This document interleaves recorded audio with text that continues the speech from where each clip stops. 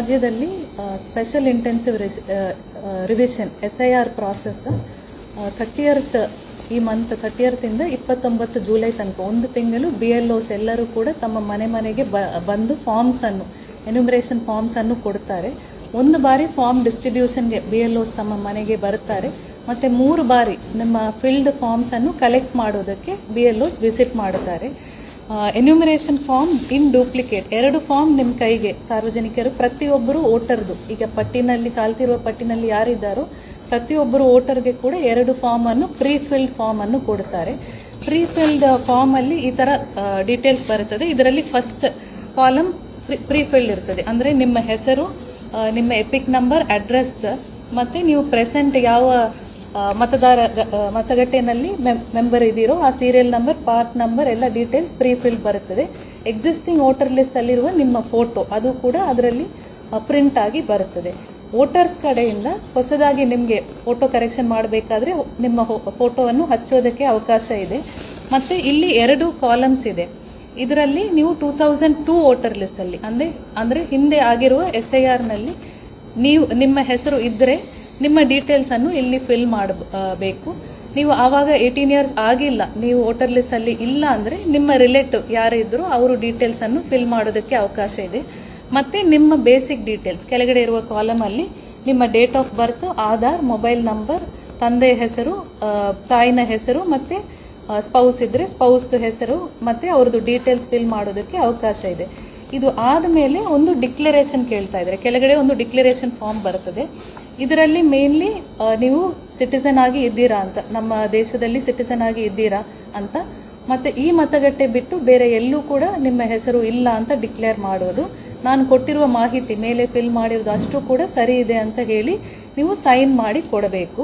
ಇದರಲ್ಲಿ ಒಂದು ಅವಕಾಶ, ಎಲೆಕ್ಟರ್ ಯಾರಿದ್ದಾರೋ ಅವರೇ ಸೈನ್ ಮಾಡಬಹುದು, ಅಥವಾ ನಿಮ್ಮ ರಿಲೇಟಿವ್ ಯಾರಿದ್ದಾರೋ ಅವರು ಕೂಡ ಸೈನ್ ಮಾಡಿ ನಿಮ್ಮ ಪರವಾಗಿ ಕೊಡಬಹುದು.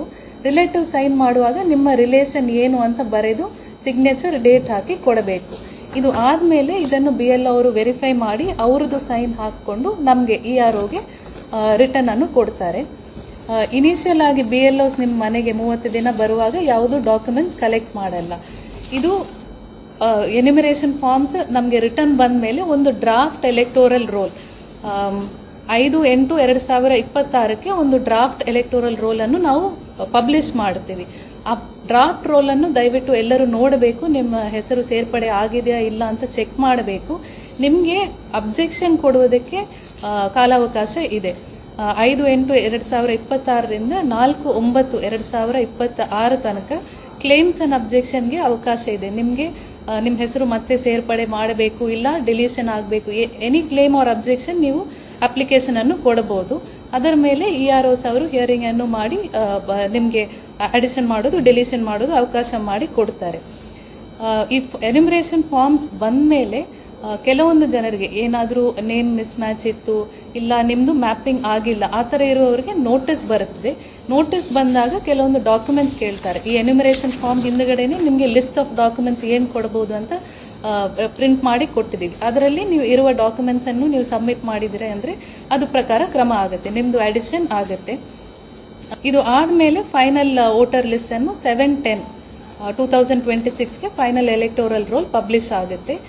1/10/2026ಗೆ ಕ್ವಾಲಿಫೈಯಿಂಗ್ ಡೇಟ್ ಅನ್ನು ನಮಗೆ ಕೊಟ್ಟಿದ್ದಾರೆ. ಅಂದ್ರೆ 1/10/2026ಕ್ಕೆ ಎಲಿಜಿಬಲ್ ಇರುವ ವೋಟರ್ಸ್ ಅನ್ನು ನಾವು ಈ SIR ಪ್ರಾಸೆಸ್ ಅಲ್ಲಿ ಸೇರ್ಪಡೆ ಮಾಡ್ತೀವಿ. ಎಲಿಜಿಬಿಲಿಟಿ ಅಂದ್ರೆ 4 ಕ್ರೈಟೀರಿಯಾ ಇದೆ. ನೀವು ಸಿಟಿಸನ್ ಇರಬೇಕು, 18 ವಯಸ್ಸು ಆ ಡೇಟ್ಗೆ 1/10/2026ಗೆ 18 ಇಯರ್ಸ್ ಆಗಿರಬೇಕು.